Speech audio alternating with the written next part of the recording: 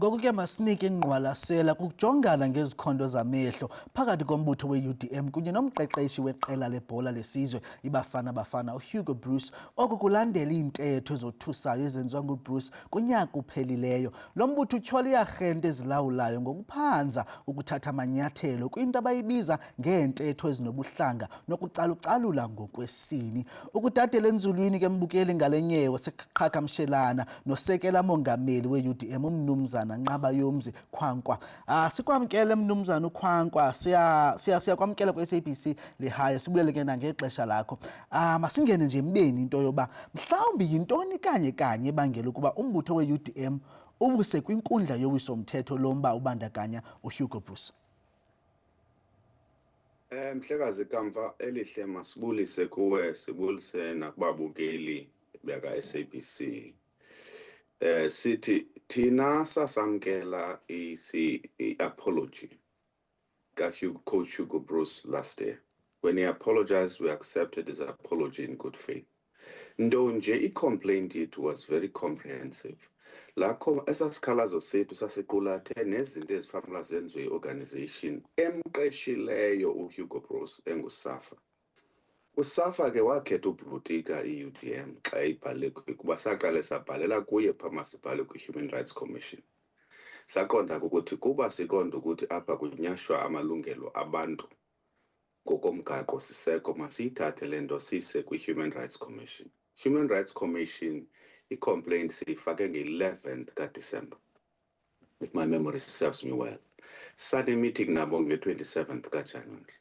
Kule meeting nge-27th kaJanuwari besithi makubekho i-mediation. Sithi sikwazi ukungena kwi-mediation, sibabhala nge-28th kaJanuwari. Sithi sikwazi ukungena kwi-mediation kungekho preliminary report yenu, apho nizawuthi nazi preliminary findings zenu, nithethile noSAFA, there's an admission of guilt. Then we said, in a process like that, singangena kwi-mediation. Zange basiphendule.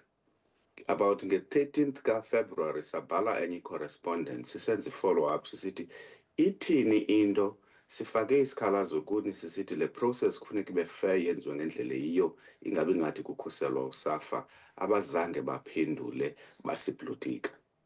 Apho balibala khona ke into ba nabo bona qala bekho above the law, so sibathatha sibasa kwipalamente le baphendula kuyo. Njengoba sithatha i-Human Rights Commission sithi mayike yophendula ke inike update kwi-Committee ye-Justice and Constitutional Development le baphendula kuyo as a Chapter 9 institution. I-Commission for Gender Equality yona iphendula kwi-Portfolio Committee ye-Women, Children and People with Disabilities.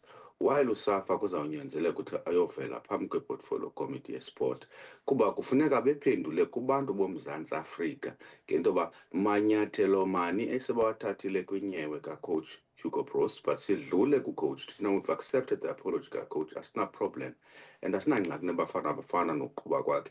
Apho siyakhona into yoba uSAFA Law as an organization uyithatha ngoluphi uhlobo yene-accountability. Asizokuyeka ke msasazi, asizuyeka bawuncamithi baphungisonke de siqiniseke ukuthi uSAFA as an organization takes accountability for this, communicate with the public. Akunaw-apologize uCoach Hugo Broos kuphela, kodwa uCoach Hugo Broos ebe yi-employee kaSAFA.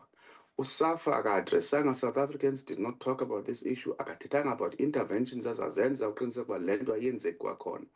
Kuba imbambo uCoach Hugo Broos athethe ngolaa hlobo ithetha ukuthi lulawulo liyeke kwaSAFA olungenamkhondo elibangela ukuthi umntu angafika athethe le nto ayithandayo, alibale ukuthi uMzantsi Afrika unemigaqo siseko kufuneka uhlonitshwe ngumntu wonke. So sizama ukubonisa ukuthi akho mntu above the law, akho institution above the law, noSAFA Law akekho above the law, no-president lungu-former mayor waseBhayi akazange abe above the law. Nathi we're not above the law. So i-organization enguSAFA has to take accountability for this.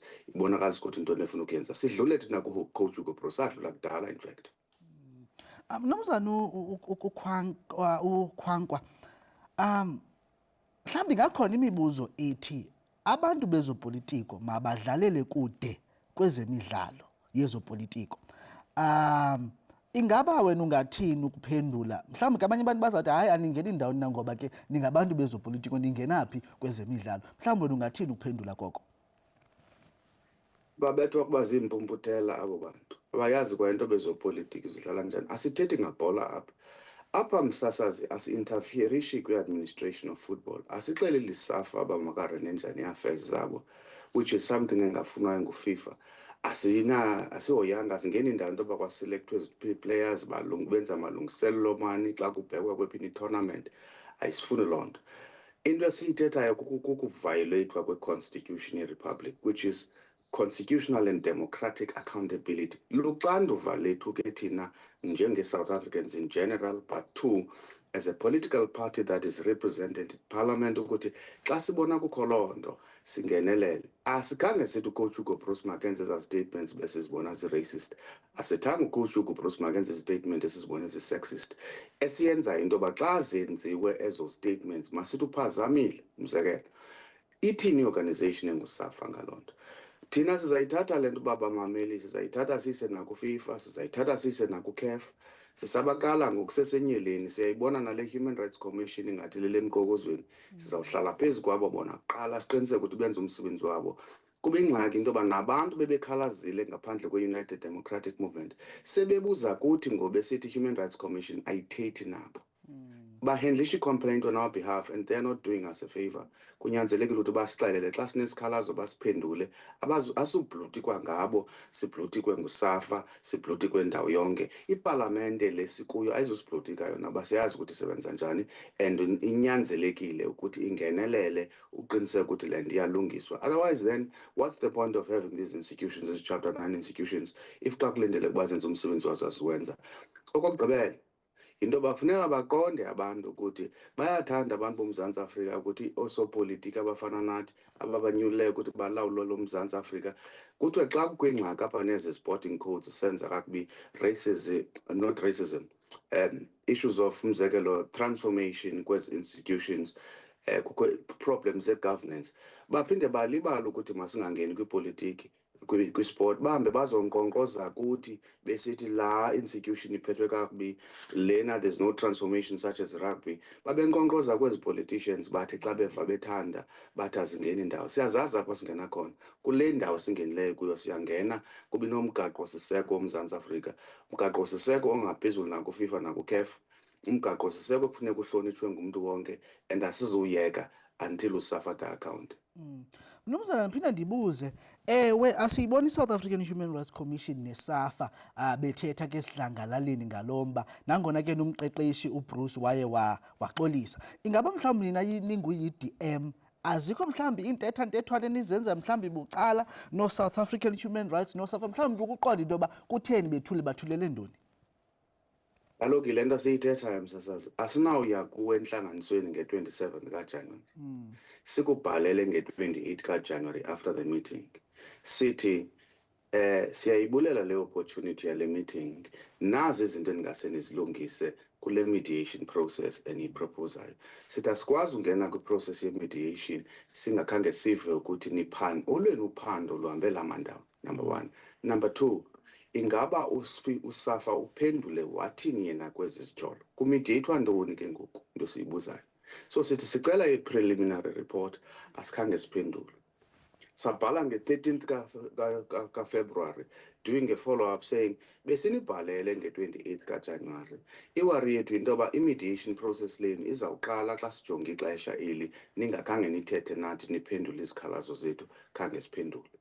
Besifanele sithini ke ngoku si-organize i-protest siye kubo, siyazi uba sinamandla obathatha sibase epalamente apho ba-akhawunta khona, bonika an update to these different portfolio committees kweza politicians about the status of those investigations that they cannot run away or avoid, because iparlamente izabe inga-interferishi kwi-investigation yabo. Izabe isithi khani sibrifeke niakhawunte nihambe nomaphi nithethe nathini. Naxa uSAFA yaphirisha before i-portfolio committee yesport uzawubuzwa about this thing kuthiwe nenze ntoni ke nina as an organization. Ngaphandleni koCoach Hugo Bruce oxolisileyo, uSAFA owes this nation an apology. Akufuneki bantu baseMzantsi Afrika sibe zii-hypocrites. ngento eyi-1 xa kwenzeke i-incident of racism in rugby kuye kuphume uSARU kubekho huge press conferences bathathe accountability bangapheleli nje ukuthi kukho into ethile yenzekileyo iphelele kwi-employee okanye kwe-associate structure sabo. The entire SARU, because iSouth Africa ihleli ijongile igadile irugby iye ithathe loo nto iphakame ibonakalisa ukuthi izakwenza ntoni.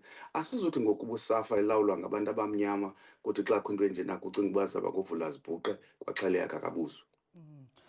Mnumzana uKhwankwa futhi mhlawumbi ke ngoba sibona nje ingathi uSouth African Human Rights akade aphendule, mhlawumbi sixelela ntoni loo nto ngabo njengequmrhu elimele ukuba bekanti balwela amalungelo oluntu abemi boMzantsi Afrika? Siyayazi siyibhalile nakule leta yethu ukuthi siyazazi ezi chapter 9 institutions nee-entities karhulumente zizonke ziyasokola kwimicimbi yemali. Loo nto ayisisithelanga. Kodwa akayithethi loo nto ukuthi a simple response to correspondences, giving an update not only to the UDM. Lena is a matter of national importance. Human Rights Commission ufana unika regular updates ngale nto ukuthi uhambe umaphi na. Ileta ye-acknowledge i-receipt of our complaint in December yatsho yathi continue update South Africans at regular intervals about ukuthi kwenzeka ntoni. Ukusukela oko bavele batyatyumba bavala umlomo. I-South Africans ziyabuza ukuthi kanti ihambe iyophelela phi le nto. Ngelishwa akayiphandwa City, ifanele iphandwa Human Rights Commission and iza kuza nereport. Noba iyamkhulula okanye imkhululi, noba iyambophelela okanye imbopheleli, ithanda ingathandi. Sizawuthi ke ngoxa sesifumene lo report sibone thina uba singumbutho siba sifuna uyithini na. Kodwa into esingazuyenza asuphoqe eminwe sivala umlomo sithule besenza unothanda okanye besithatha nje ingathi singonganganga inhloko zakwahenene eBhayi. Ekugqibeleni mnumzana, kuko konke ucinga ukuba mhlawumbi Bafana kwakunye necandelo lezemidlalo jikelele lingachaphazeleka njani ngulo mba? Hayi, asithethanga ngebhola konke fanele bachaphazele bona.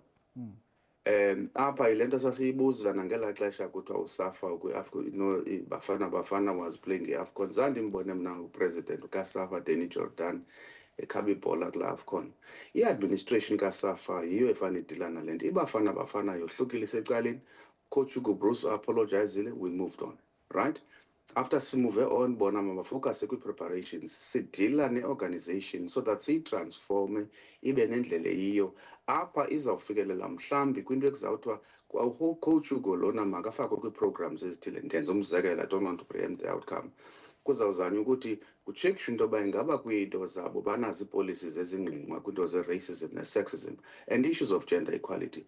That is kukuzama utransforma the organization itself so that ingapheleli nje kuthiwe ndimoshile ndicela uxolo, kuba uba sizenzanga ezo nto izawuphinde yenzeke le nto xa kufika omnye ucoach. Sizama uqinisekisa ukuthi zonke ezi sporting codes zaseMzantsi Afrika athi umntu xa efika ezoziphangelela ayazi unoxanduva lokwakha isizwe nayo, because national teams are about nation building and social cohesion. They cannot be used for enye into engenye eyahlukileyo from nation building and social cohesion. So xa uzawucalula abantu ngokobuhlanga uphinde uzucalula abantu ngokwesini awuncedisani, neyona nto ibangela uba kubekho ii-national teams sokuyunayitha nokumanya isizwe sethu sibe yimbumba yamanyama. Silungisela ukuthi zonke i-sporting codes zaseMzantsi Afrika ziyazi ukuthi uba khe nje zayithatha lula loo nto zizawuphendula, zizawa-counter until transformative measures are put in place. That's what we want.